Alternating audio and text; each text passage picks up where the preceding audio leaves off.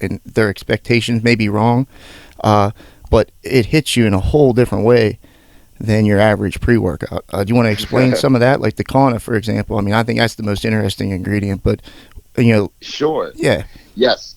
So, like I said, I like to understand mechanism of action and how these compounds work, specifically in your brain. That affects your mood when you're training, and then obviously on the rest of your system, to whether you're trying to do vasodilation or increase time to exhaustion or whatever. So what I wanted to do was make something that is a heavier stimulant product, but in a different way, not just jamming caffeine and stims in there, but I love nootropics, I love adaptogens, and I was trying to find a way to enhance your mood so that your focus would just be at the gym, you're in the zone for 2-3 hours, whatever you're doing, and not have it crash. And so Kana was one of these ingredients that I was reading about for a while and trying to understand how it works. And there is a branded version that I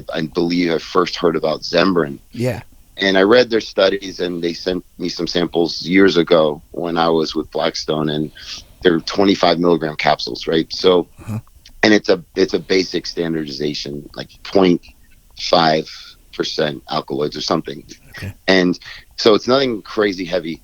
And I read the study, and there's some data on it. But then I read what the people in South Africa, where it's native to, how they use it. And they chew it. And they use typically anywhere from 500 to 1,500 milligrams of, it's almost like a dirt, what it looks like, powder or leaf, and chew it and absorb it through sublingually. And it's a natural serotonin reuptake inhibitor.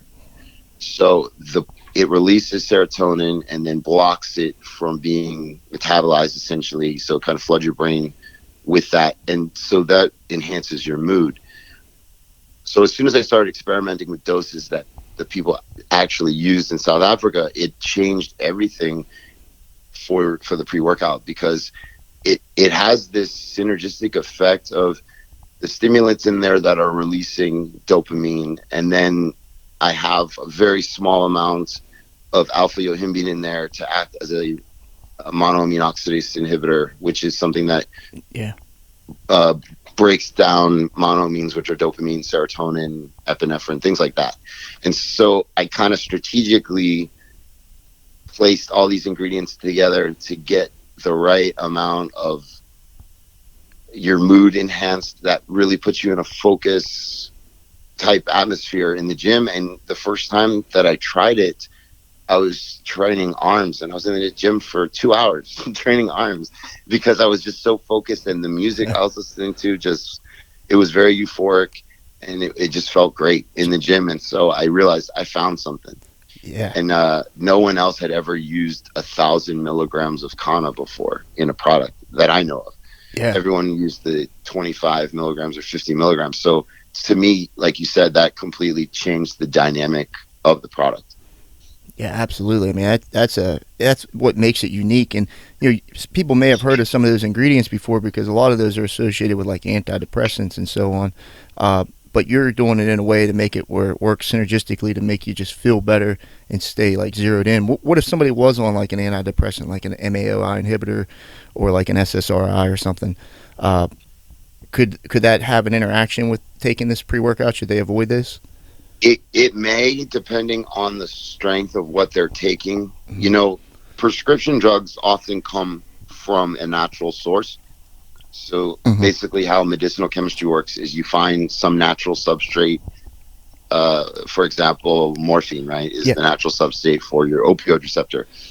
And then you chemically alter it, called derivatizing it, to make it bind more tightly in the receptor to be stronger and so you can use less of it. And that's where, oxycodone comes in and things like that. Yeah. So if you're, depending on the drug that you're taking, if it's a prescription monoamine oxidase inhibitor or an SSRI, you definitely need to talk to your doctor first and look up interactions, because they are known to have some contraindications where you can release too much serotonin, and there are symptoms for serotonin syndrome and things like that to look out for. So it's definitely something that you should research. But if you're not on any of those medications, Kana is a great natural serotonin reuptake inhibitor that can help greatly with mood enhancement for anybody that doesn't want to take a prescription drug. Exactly. Yeah. And that's what I like, the natural alternatives, because like you said, most of these drugs are based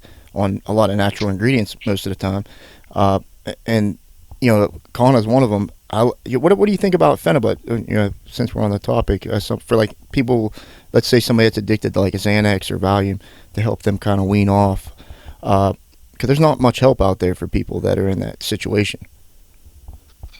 No, so phenibut is a GABA derivative, right? So it's the Yeah. GABA molecule with a phenyl group, which is a huge six-membered benzene ring that is very like fat soluble. So you make the molecule able to cross the blood-brain barrier much more effectively. GABA is naturally positively charged at Okay. your body's natural pH, which is slightly basic.